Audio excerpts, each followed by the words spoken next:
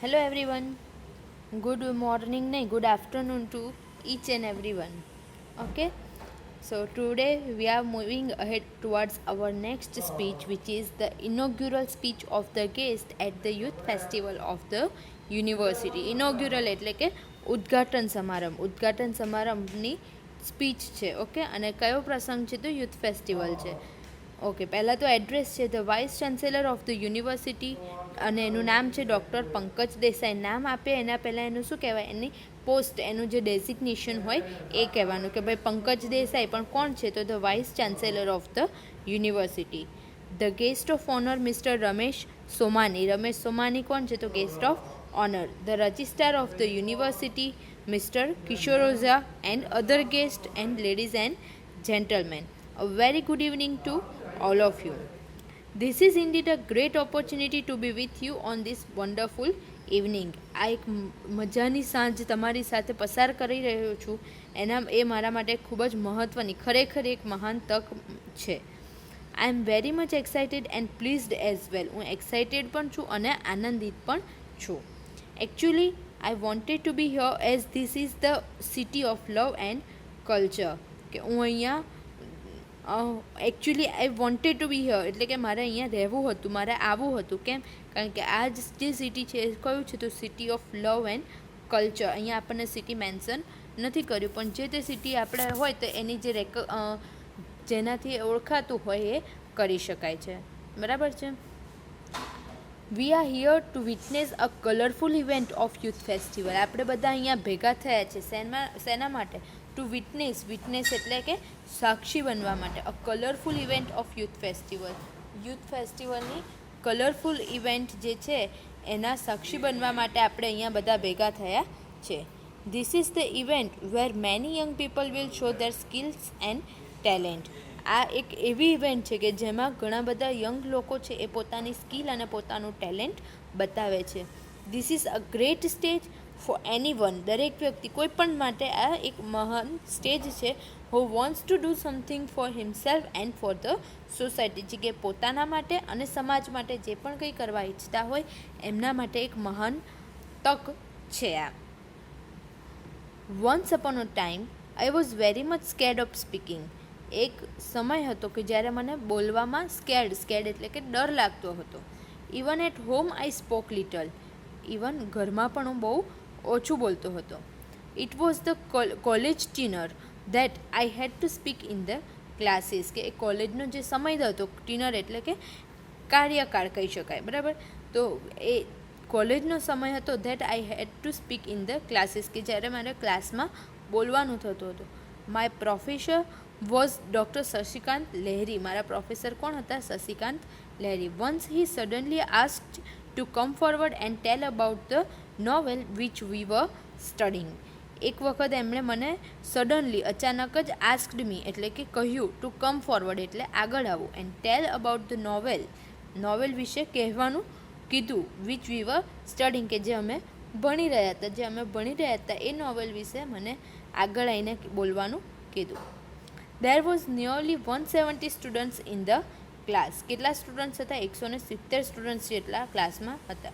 I could not refuse him. હું એમને મનાઈ કરી શક્યો નહીં.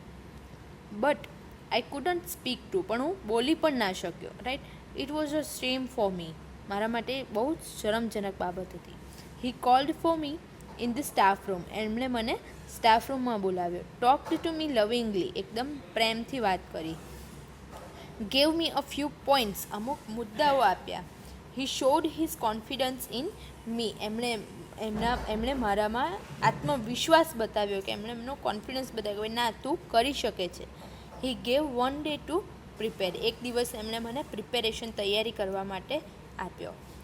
On the third day I could do વેલ. અને ત્રીજા દિવસે એટલે કે જે દિવસે એનાથી સ્પીચ ના અપાઈ, એનો બીજો દિવસ એને તૈયારી માટે આપ્યો, અને ત્રીજા દિવસે હી કુડ ડુ વેલ, એને સારી રીતના સ્પીચ આપી. દેન હી બિગેન એટલે શરૂ કરવું, બિગિનનું ભૂતકાળ છે. He began to assign me various things. એણે મને અસાઇન કરવું એટલે કે આપવું, સોંપણી કરવી, અલગ અલગ વસ્તુઓની સોંપણી કરવાની શરૂ કરી. માય સ્કિલ્સ બિગેન ટુ શાર્પન, મારી સ્કિલ્સ જે હતી, મારી આવડત હતી એ શાર્પ થવાની શરૂ થઈ. શાર્પ થવું એટલે કે એકદમ વિકસવાની શરૂ થઈ. I began to learn well, મેં સારી રીતના સમજવાનું શરૂ કર્યું. Then I could win lot of prizes for elocution competition. Elocution competition એટલે કે વક્તૃત્વ સ્પર્ધા. તો મેં વક્તૃત્વ સ્પર્ધામાં ઘણા બધા પ્રાઇઝ જીતવાનું પણ શરૂ કર્યું. This is what I want to say. આ જ વસ્તુ મારે કહેવાનું છે. યુ હેવ ધ કેપેબિલિટીઝ, તમારી પાસે કેપેબિલિટીઝ છે, ક્ષમતા છે. તો શું કરવાનું છે? યુ હેવ ધ સ્કિલ્સ, તમારી પાસે સ્કિલ પણ છે. યુ હેવ ધ પાવર, તમારામાં એ શક્તિ છે. યુ ડોન્ટ નો, પણ તમને ખબર છે નહીં. If you are pushed in to the situation you could do. જો પરિસ્થિતિ છે એમાં પુશ કરવામાં આવે, ધક્કો મારવામાં આવે તો તમે કરી શકો. ફોર એક્ઝામ્પલ, એમ જો તમને બોલાવવામાં આવે, બરાબર છે, તો તમે સ્ટેજ ઉપર આવીને કશું ક્લાસ વચ્ચે કંઈ બોલો નહીં. પણ પ્રેઝન્ટેશન હોય અને પછી તમને કહેવામાં આવે કે તમારે આના 5 માર્ક્સ છે કે 10 માર્ક્સ છે, અને પછી જો તમને કહેવામાં આવે કે ભાઈ આગળ આવીને બોલવું જ પડશે, તો પછી બોલો. ભલે હાથમાં સ્ટાર્ટિંગમાં કાગળ રાખો, હાથમાં લખી દો, બરાબર છે, પણ ગમે તેમ કરીને બોલો. પણ એમને માર્ક્સ વગર કહેવામાં આવે તો કોઈ બોલે નહીં. If you are encouraged you could do. જો તમને પ્રોત્સાહન પૂરું પાડવામાં આવે તો તમે કરી શકો છો. And that's vote perhaps your teachers have done.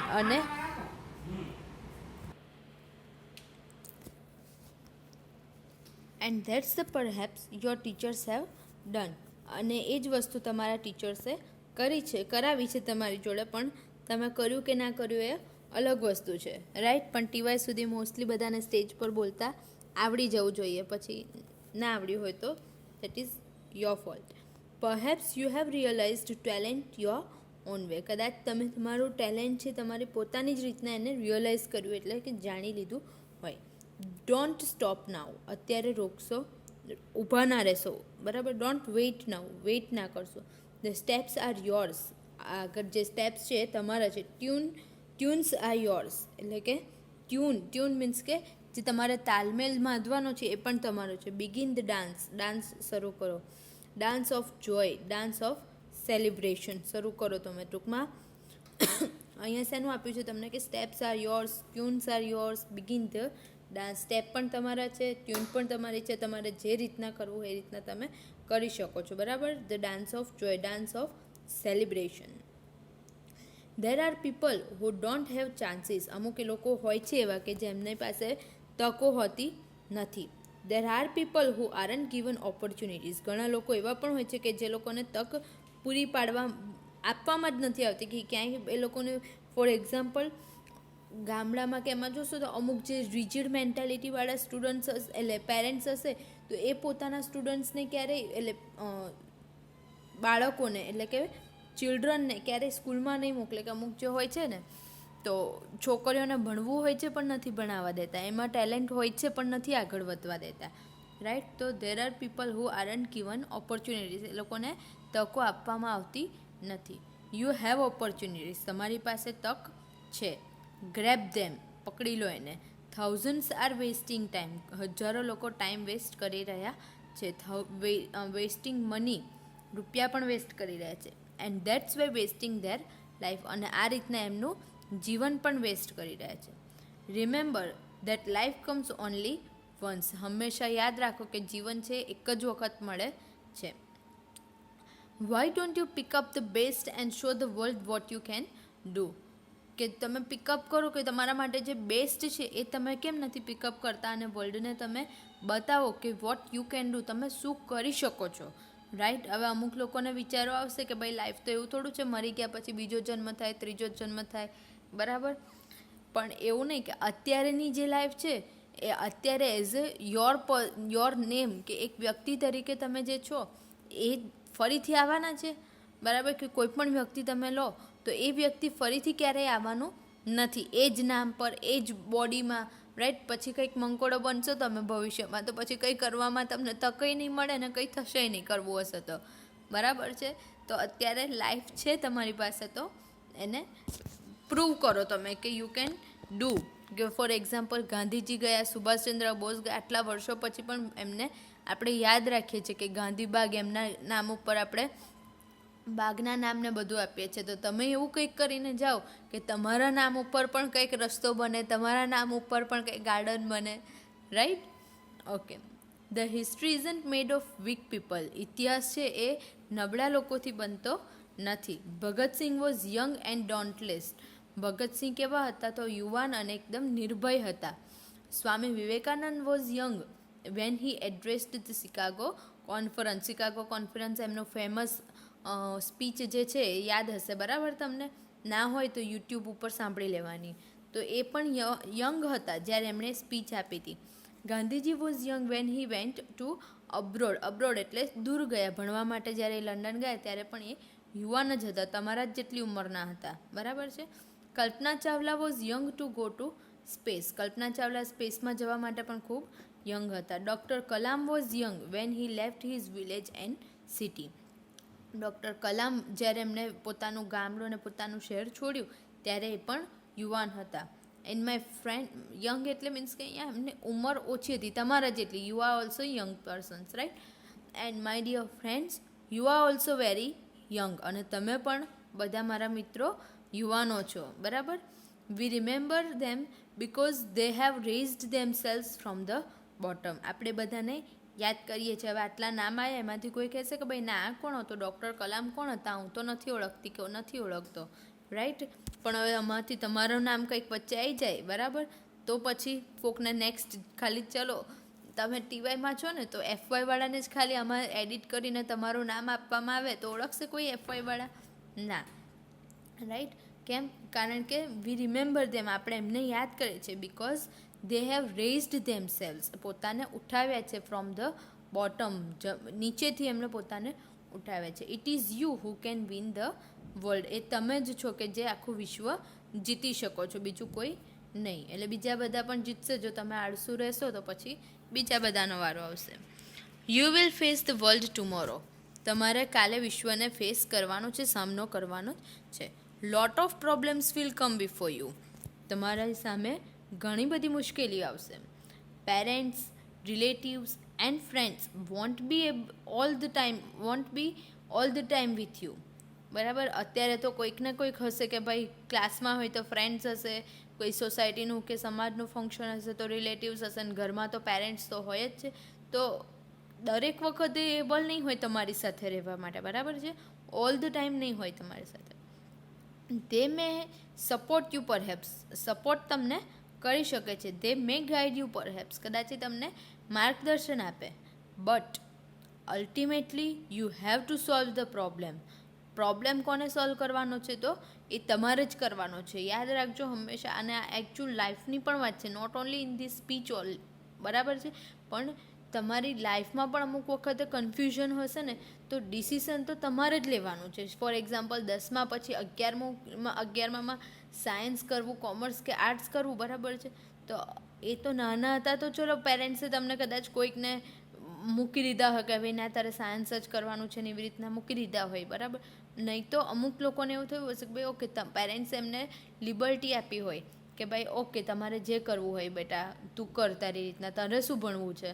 એવું નથી કે સાયન્સ જ પણ, એવું નથી કે આર્ટ્સ પણ, બરાબર? તમને શું કહેવાય, સજેશન્સ આપી શકે કે સાયન્સ કરીશ તો આમ જશે, અહીંયા આગળ જવાશે, પછી આર્ટ્સ કરીશ તો અહીંયા જવાશે, કોમર્સમાં કંઈ આગળ લાઈન છે નહીં, બરાબર છે? તો સજેશન્સ આપે, પણ ડિસિઝન કોનું રહેશે? તો that will be yours, right? તો એ જ લખ્યું છે કે ultimately you have to solve the problem તમારી જાતે સોલ્વ કરવો પડશે. You have to face the difficulties on the way. રસ્તામાં આવતી બધી મુશ્કેલીઓ તમારે જ ફેસ કરવી પડશે. My dear friends, don't be dismayed any time. Dismayed એટલે કે નિરાશ ના થઈ જશો તમે લોકો ક્યારેય. બી બ્રેવ, એકદમ બ્રેવ બનો.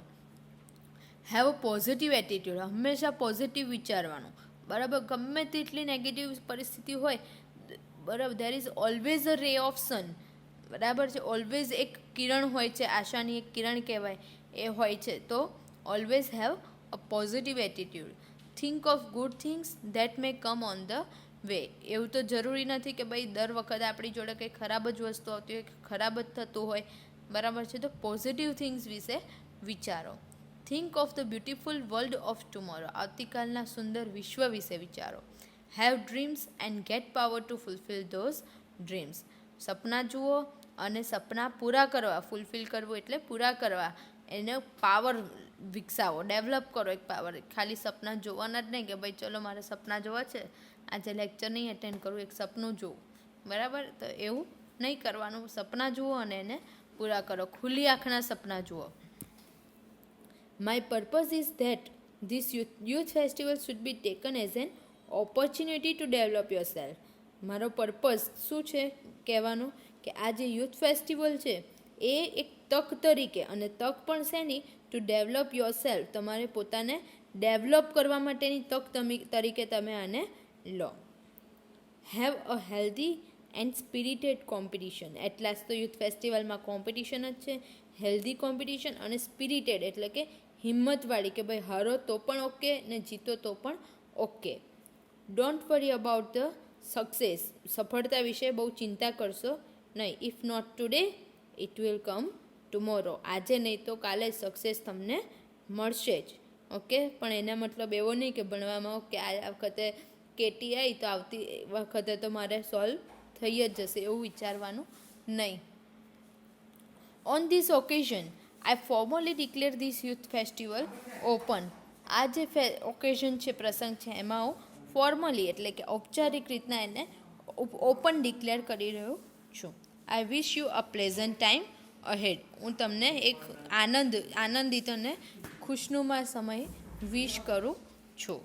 ઓકે, સો આપણી આજની જે સ્પીચ છે એ કમ્પ્લીટ કરીએ.